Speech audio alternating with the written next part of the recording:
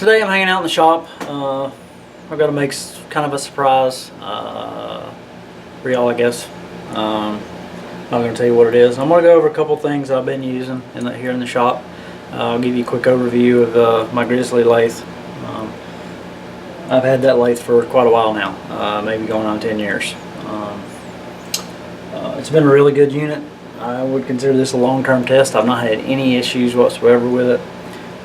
I picked up some stuff along the way, everything from stuff from Amazon, eBay, flea markets, industrial auctions. By far, I'll say at this point, back in the early days, you used to actually be able to get decent deals on eBay. You'd be able to get wholesale lots of tooling, and I have a lot of it that I've never even opened or used. These days, stuff on eBay is kind of prices come up. People have kind of figured it out, and there's not a lot of stuff on there anymore. You can still catch a deal every once in a while. But like I said, today we're going to make a quick part. This is just a real quick video. I don't have a lot big projects going on right now. I came back from a long weekend of camping, and I'm relaxing. I keep my dial indicators back here. There's actually two of them. There's the old El Cheapo magnetic base with a plunger indicator. I've got a nice small Noga. I also have a larger Noga for the mill, and these I break all the time, so I don't spend a lot of money on those. I'm pretty sure that was probably an Amazon special. The tailstock on this lathe, it's really robust. I mean, it's not a as beefy as the older lathes are, but it's definitely beefy enough to do anything that you would need to do on this size lathe. The tool holder on this lathe is quick change. I've bought a lot of tools holders, and I'm trying to think of the series. I think it's a 250 or 200 series. These hold ½ inch, maybe a little bigger. I don't have anything else bigger than ½ inch that I normally put in these particular holders, but this is the standard tool holder that you buy. I did buy one tool holder, a cut-off tool. I'm trying to think of the brand. See if I can find it here. Well, this is a Shars brand, and I have other Shars units, but this is their cut-off tool. It holds a cut-off blade. It fit a little tight. I actually ended up having to do a little bit of work on the ways of this to get it to slide down. It's pretty tight. So just as a caution, I think this is the 200 series, but I think all the part numbers that I've found have 250 dash something, and they make a lot of different tool holders for this particular post. The post bolts on with just a simple T-nut. It's got a nice compound. My only complaint about this movement here, it works really good, and I've got my ways oiled and all that jazz. But one thing that really bothers me is just the weight of that handle. You don't really keep up with the ways it actually is. The weight of the handle is actually enough to kind of move it off. I've gotten a habit where pretty much my hand kind of rests there, and I use the dial indicator a lot. I don't have a DRO on this particular lathe. Your feed controls, half nut, your threading controls right here. Your power feed is here. Pretty standard over on the transmission. It does have, it is belt drive into a gear head. There are change-out gears on the side here, and it comes with several change-out gears. I've never ran into anything that I actually needed to use those for. Oil levels are really easy to check. Most of the oil ports are actually labeled, with the exception of a couple, and they're just these ball-top oilers. Just kind of give you an idea what I use is these are on Amazon. They're the old style. This is a Goldenrod brand. Let's see where they're out of. Made in USA, Nebraska. Wow, what do you know? These are really good. I've got old versions of this. I don't know if it's the same brand, but it looks the same, and it's probably 20 or 30 years old. But this is a brand new one. I got it on Amazon cheap, and this particular one, I mean, it basically fits all the larger oiling points, and then they send you, this comes with the machine, and I use this for the smaller points to get oil in. Let's see, these come with a coil. Right now I've got the chuck off. Not sure whether I'm going to put the 4-jaw or the 3-jaw on. I'll just kind of show you real quick how this goes on. Basically just make sure everything's clean. Come up and put your pins in a line. And use the same tool that you use for the chuck. And just work your way around slowly, tightening it up.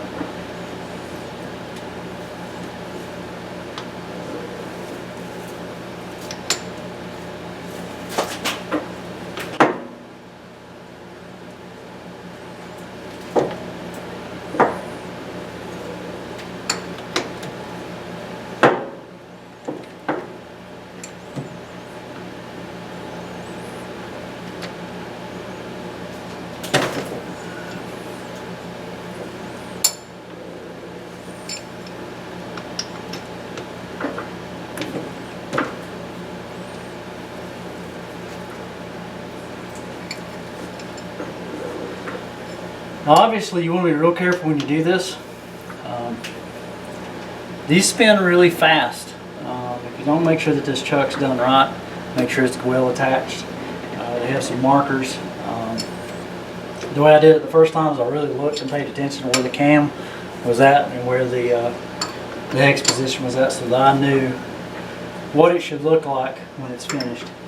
If you actually pay really close attention to the hex bolts, there's a small indexing line, and they'll all match.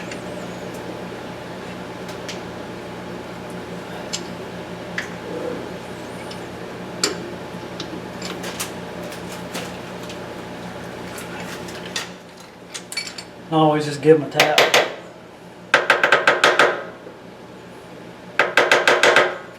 Make sure it's not loose.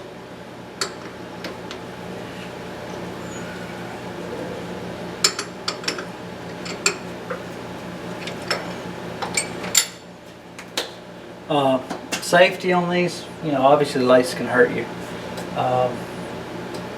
This kind of has a double safety. You basically have a reset switch which turns the power off. In order to turn it back on, you have to release the safety switch and actually hit the power start. The go button is here. And we'll start this up here and just make sure it doesn't fly off.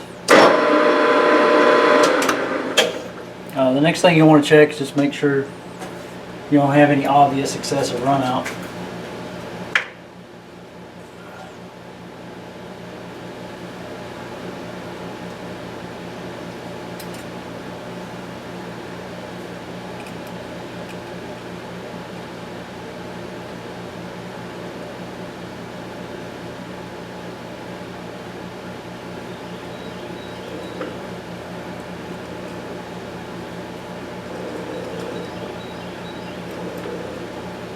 And this one doesn't.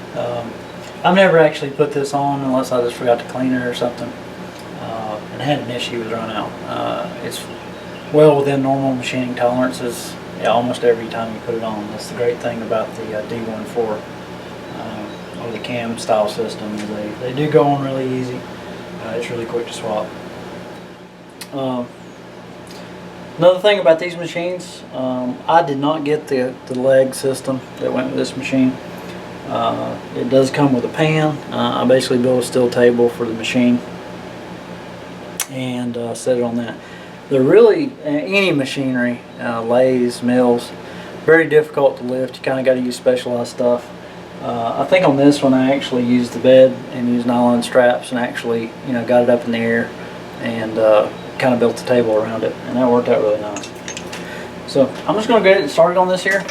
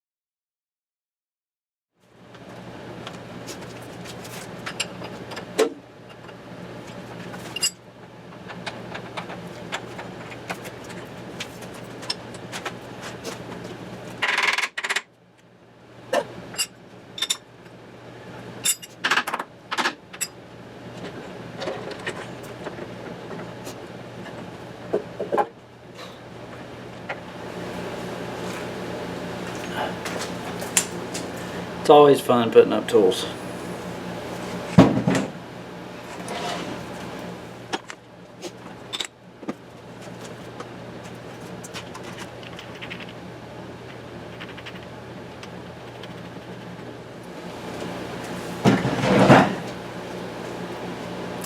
This is a quick how-to if you've never done it before. Flipping around a Grizzly horizontal mill.